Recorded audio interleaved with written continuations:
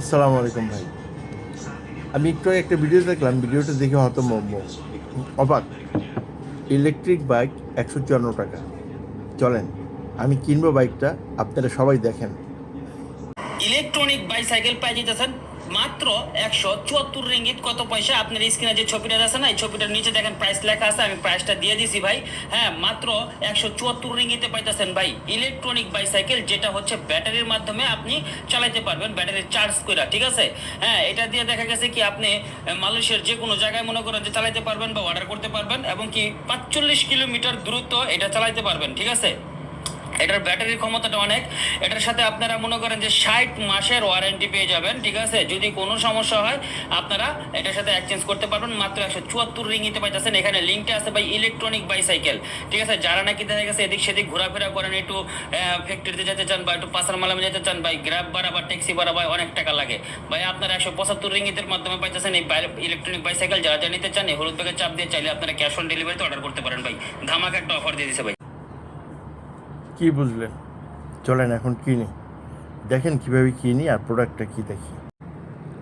কিনতে হলে এই ব্যাগে ক্লিক করতে হবে। এই হচ্ছে ইলেকট্রিক বাইক, এই হচ্ছে ইলেকট্রিক বাইক, এই হচ্ছে আপনি ইলেকট্রিক বাইক, এই হচ্ছে ইলেকট্রিক বাইক, এই হচ্ছে ইলেকট্রিক বাইক। ওকে, এখন আমরা কিনবো। হ্যাঁ,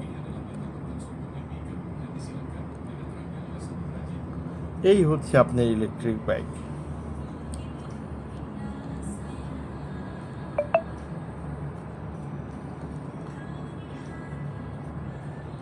ক্যাশ অন ডেলিভারি অপশনটা নেই, ক্যাশ অন ডেলিভারি অপশনটা দেওয়া নেই।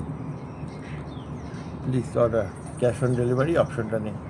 এটা হচ্ছে জাস্ট একটা, আমরা যে ইলেকট্রিক স্কুটার ইউজ করে থাকি তার সামনে একটা এক্সট্রা সিট দেওয়া হয় ছোট বাচ্চাদের জন্য।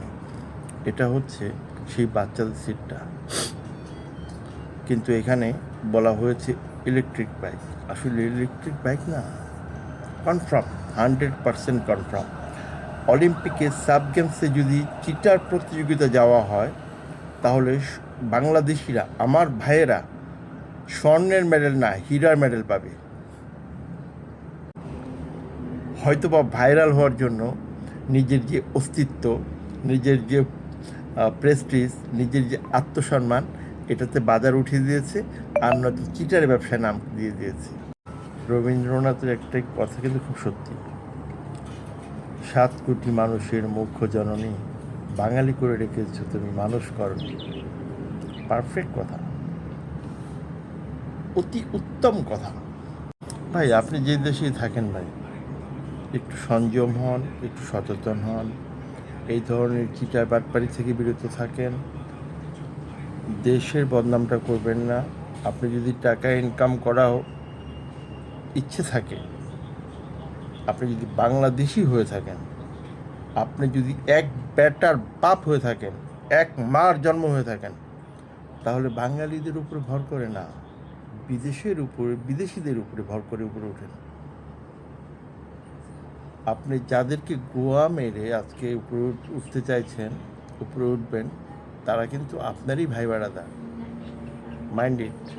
আসসালামু আলাইকুম।